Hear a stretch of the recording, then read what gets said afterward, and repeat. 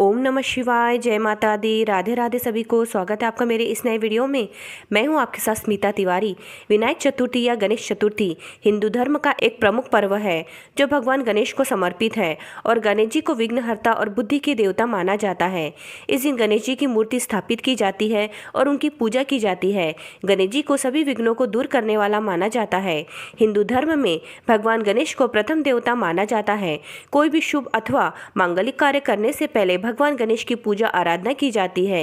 गणेश जी को बुद्धि के देवता भी माना जाता है, इसलिए छात्र गणेश जी की पूजा करके बुद्धि और ज्ञान प्राप्त करने की कामना करते हैं। विनायक चतुर्थी को नई शुरुआत का प्रतीक माना जाता है। इस दिन लोग नए काम की शुरुआत करते हैं। साल के प्रत्येक महीने में शुक्ल पक्ष की चतुर्थी तिथि भगवान गणेश को समर्पित होती है।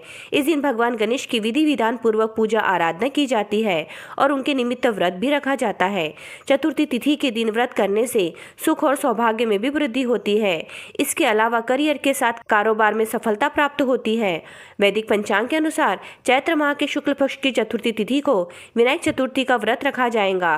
तो चलिए जानते हैं आज की वीडियो में कि विनायक चतुर्थी की तिथि क्या रहने वाली है, इस दिन चंद्रोदय का समय क्या रहेगा, विनायक चतुर्थी के दिन कुछ शुभ योग बन रहे हैं वो कौन से रहेंगे, विनायक चतुर्थी का महत्व क्या होता है, इसकी पूजा की विधि क्या होती है, इस दिन हमें क्या करना चाहिए और क्या नहीं करना चाहिए, साथ ही इस दिन हमें क्या और विनायक चतुर्थी के व्रत का पारण हमें कैसे करना है, यह सारी जानकारी इस वीडियो में जानेंगे। तो वीडियो को लास्ट तक जरूर देखिएगा। तो अब हम विनायक चतुर्थी की तिथि जान लेते हैं। वैदिक पंचांग के अनुसार चैत्र माह के शुक्ल पक्ष की चतुर्थी तिथि 1 अप्रैल को सुबह 5:42 पर शुरू होगी। वह चतुर्थी तिथि का समापन 2 अप्रैल को देर रात 2:32 पर होगा। तो उदया तिथि के अनुसार 1 अप्रैल को विनायक चतुर्थी का व्रत रखा जाएगा। अब इस दिन कुछ शुभ योग बन रहे हैं वह जान लेते हैं। चैत्र माह के शुक्ल पक्ष की चतुर्थी तिथि पर प्रीति योग का निर्माण हो रहा है। इस योग का सहयोग सुबह 9:48 से हो रहा है जो पूर्ण रात्रि भर रहेगा। इसके साथ ही भद्रावास का भी निर्माण हो रहा है। इसके अलावा भरनी एवं कृतिका नक्षत्र का भी सहयोग है।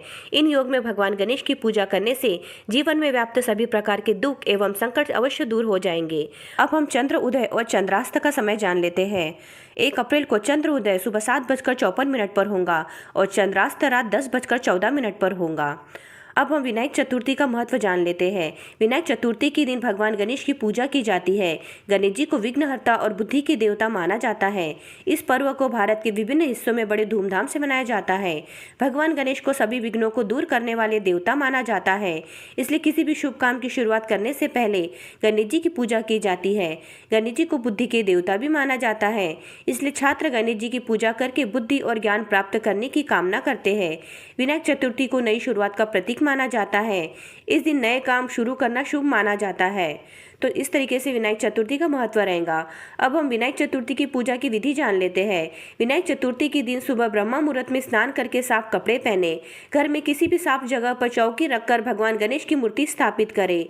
व्रत का संकल्प ले, भगवान गणेश को रोली, चंदन, अक्षत, फूल, सिंदूर और दुर्वा अर्पित करे। पूजा के दौरान गणेश जी को मोदक या लड्डू का भोग लगाए। ओम गण गणपते नमः मंत्र का 108 बार जप करे। गणपति बापा को शमी का पत्ता अर्पित करने से सभी दुख और कष्टों से मुक्ति मिलती है।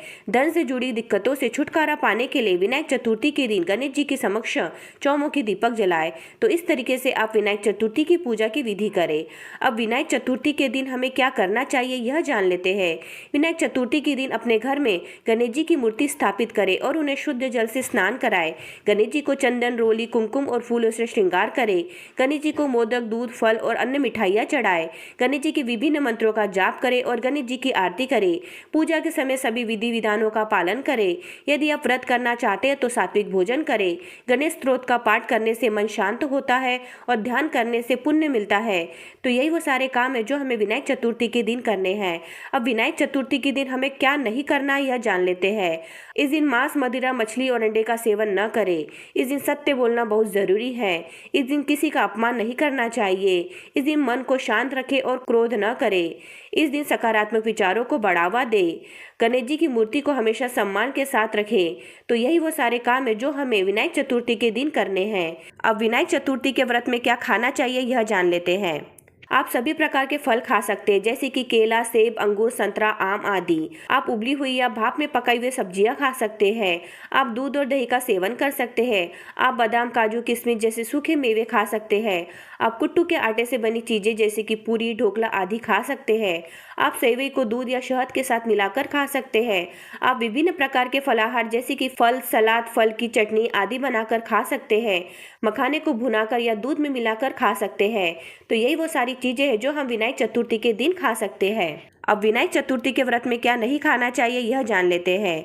चावल, गेहूं, ज्वार, बाजरा आदि अनाज का सेवन न करें।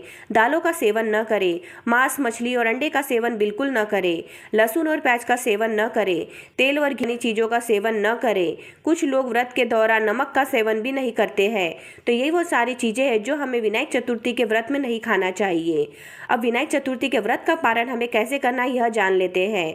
विनायक चतुर्थी का व्रत रखने के बाद पारण करना बहुत महत्वपूर्ण होता है। पारण का मतलब है व्रत तोड़ना। पारण करते समय कुछ खास बातों का ध्यान रखना चाहिए। पारण करने का सबसे शुभ समय चंद्रमा को देखने के बाद होता है। पंचांग में दिए गए मुहूर्त के अनुसार पारण कर सकते हैं। पारण करते समय मन को शुद्ध रखें और भगवान गणेश के प्रति श्रद्धा भाव रखें। पारण करने के बाद किसी मंदिर में जाकर दर्शन करें और गरीबों और जरूरतमंदों को दान करें। तो इस तरीके से आप विनायक चतुर्थी के व्रत का पारण करें। तो आज की वीडियो में हमने आपको विनायक चतुर्थी की संपूर्ण जानकारी दे दी है जो आपके बहुत काम आएंगी। तो आज का वीडियो यही समाप्त होता है। तो जो भी हमारे चैनल पर नए हैं, पहली बार आया तो चैनल को सब्सक्राइब कर लीजिए और वीडियो को लाइक भी कर लीजिए। और इस वीडियो को अपने परिजनों में शेयर करना बिल्कुल भी मत भूलिए। हमारे चैनल पर ऐसी वीडियो आती है। मिलते अगले ऐसी किसी और वीडियो में। ओम नमः शिवाय।